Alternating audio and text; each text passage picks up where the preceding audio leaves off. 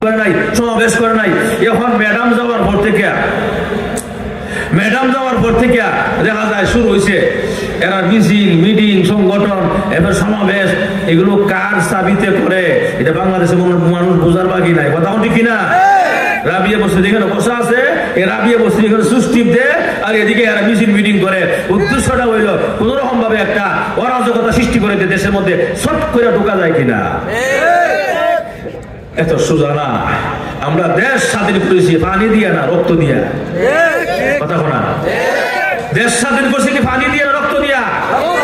তুমি কিছু তোমার স্বামীর দেশ গিয়া, তোমার স্বামীর কাছে গিয়া, তোমার স্বামীর দেশ গিয়া। স্বামী কেন বললাম? বলে এরা তুমি যে বুঝছে ভারতের সম্পর্ক, স্বামী তুই সম্পর্ক। কথা বলা, স্বামীর কাছে গিয়া তুমি আমাদেরকে পানি ছাড়া দিয়া বিভিন্ন এলাকার মধ্যে বন্যা কবলিত মানুষের কষ্ট হয়েছে, দুর্গতি হয়েছে, মনে করছিলাম যে পানি ছাড়লে বুঝি এরা আমার মিস করবো না।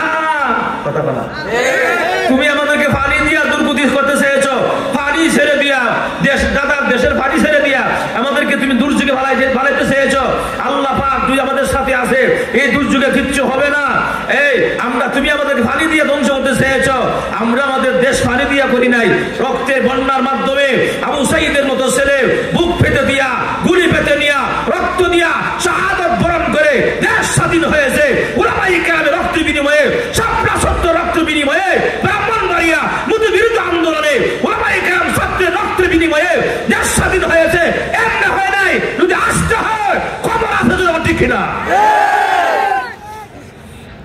যাক, এখন ইসকন সংগঠন এটা হিন্দুত্ববাদী সংগঠন, এটা জঙ্গি সংগঠন। কথা বলা, জঙ্গিতে বলেন জানেন কেমনি? আপনি তো কিছুদিন আগে হাটহাজারীতে আপনার কি বলে চট্টগ্রামে মুসলমান আইনজীবী, মুসলিম আইনজীবী সাইফুল ইসলাম আলিফকে দাহ দিয়ে কোপাই হত্যা করছে এই ইসকন। কথা বলা, ইসকন সংগঠন এর কিছুদিন আগে নেত্রকোনার এক ইমামকে শহীদ করে দিয়েছে, মানে এরকম ভাবে। আর কিছুদিন আগে সিলেটের এক ইমাম কেন ফেসবুকের মধ্যে পুশ করেছিল, স্ট্যাটাস দিয়েছিল ইসকন সংগঠন নিয়ে, ওনাকে গুম করে মানে শহীদ করে দিয়েছে ইসকন সংগঠন। এর কিছুদিন আগে আপনারা জানেন ফরিদপুরে একটা ঘটনা করছে, এটা ইসকন সংগঠনের, তাদের থেকেই করা হয়েছে এই সংগঠন। জায়গা জায়গা সংগঠন করে এরা আইন মানে না, প্রশাসন মানে না, দেশ মানে না। যদি তাদেরকে বাংলার জমি থেকে নিষিদ্ধ না করা হয়, কিছুদিন পরে মুসলমানের রক্ত নিয়ে তারা হোলি খেলবে। ঠিক কিনা? তারা যে জঙ্গি এটা প্রমাণ করার দরকার নাই, প্রমাণ হয়ে গেছে তারা জঙ্গি সংগঠন।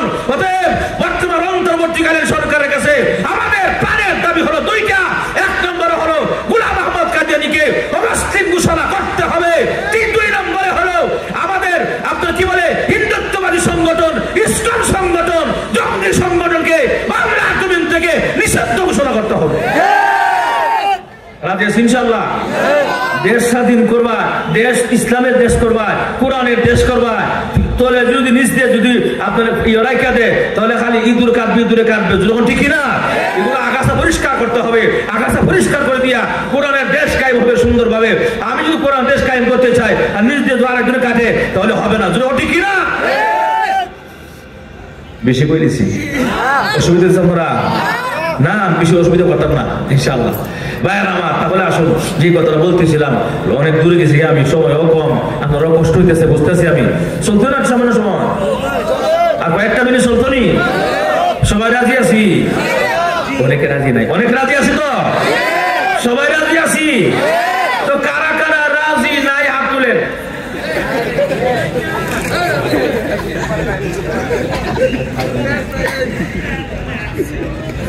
না ফেস তো লাগছে আমি দেখতাম যারা আমার ঠিক আছে কিনা, নাকি আর ঘুমা কিছু বলে ফেস লাগাইছে। আমি তো করতাম যে কারা কারা রাজি আছে হাত তুলে। আমি না বলতে বলছি আর নাই কারা কারা, কারণ ফেস তো লাগাইছে। আমি নিজে ওই কথা বলা আমার দেখতেও না ওষুধটা ঠিক আছে কিনা। ও তো রাত দিছে আমার শেষ রাত্রে, কুয়াশা পড়তেছে, শীত লাগতেছে, কথা ঠিক কিনা? এখন আসুন ভাই আর আমার, তাহলে আকর্ষণ তো সবাই চাই কি চাই না? কারা কারা চাই হাত তোলেন। নারায়ে তাকবীর, হাত টান টান করেন, আর আওয়াজ জোরে দেন, আকাশ বাতাস কাঁপায় দিয়া নারায়ে তাকবীর। কোরআন সুন্নাহর আলো, কোরআন হাদিস যেখানে, আলেম ওলামা যেখানে, বন্ড বাবা যেখানে, আওয়ামী লীগ যেখানে, নারায়ে তাকবীর। হুজুর আওয়ামী লীগের কথা কইছেন, আপনি আওয়ামী লীগের কথা কইলেন? বলে হ, ভিতরে জানালিছে কথা না, মোবাইল চেক করছে, ইমো চেক করছে, হোয়াটসঅ্যাপ চেক করছে, মেসেঞ্জার চেক করছে, পকেট চেক করছে, গাড়ি চেক করছে, ব্যাগ চেক করছে, ভাষা চেক করছে, দুনিয়ার সব চেক করছে। আওয়ামী লীগের বিরুদ্ধে কিছু পাই কিনা, পাইলেই বস, ইস্যু পাইলেই বস গেল কথা না। এত নির্যাতন মানুষকে মানুষ কেমনে করে ওঠে কিনা? স্বাধীনতা পর্যন্ত আমাদের কেড়ে নিয়েছিল, এত পরিমাণ নির্যাতন আমাদেরকে করেছে, জুলুম করেছে, জুলুমের চূড়ান্ত শিখরে চলে আসছে। উনি মনে করেছিল আর মনে হয় আমি আর ক্ষমতা ছাড়বো না, আমার ক্ষমতাই চিরকাল থাকবে কথা বলা। উনি মনে করেছিল পিলখানার হত্যা, কোটি কোটি টাকা সেনাবাহিনী নষ্ট করছে আমি, এর কোনো অসুবিধা হয়েছে না। উনি মনে করছে 5 মে 77-এ গণহারে উলামায়ে কেরাম ছাত্র শহীদ করে দিয়ে রক্ত বন্যা বয়ে দিছি, আমার অসুবিধা হয়েছে না।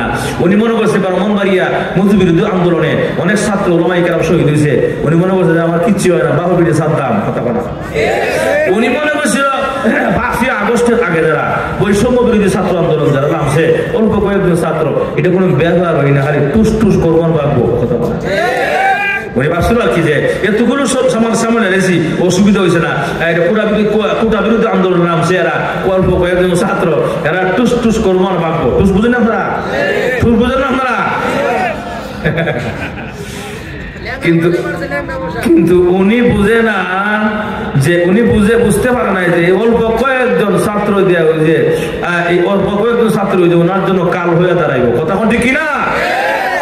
আল্লাহ কোন জাতিকে ধ্বংস করতে চাইলে বড় কিছু দিয়ে করে না, ল্যাংরা মশা দিয়ে কথা কন। ফেরাউনের পতন হয়েছে পানির সুবা খায়া আর কাদা খায়া, নমরুদ্দার পতন হয়েছে সুস্থ মশা নয় অসুস্থ মশা দিয়া। আমাদের দেশের 90 ফেরাউনের পতন হয়েছে অল্প কয়েকজন ছাত্র দিয়া, বড় কোনো সংগঠন না কথা বলা।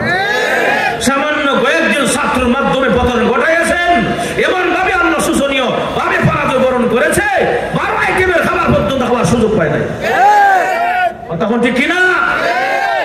দেখবেন বেশি দিন না, অল্প কয়েকদিনের ভিতরে দেখবেন, অল্প কিছুদিন ব্যবধানে দেখবেন নাতি কোনোদিন বলবো না আমার দাদা আমারই করতো কথা বলা, বলবে না। এটা গৃহীত শব্দ হবে, গৃহীত শব্দ যখন ঠিক কিনা? যাক বেশি করে দিছি। এখন আসলে ভাইয়ের আমার এই অবস্থা দেখা যায়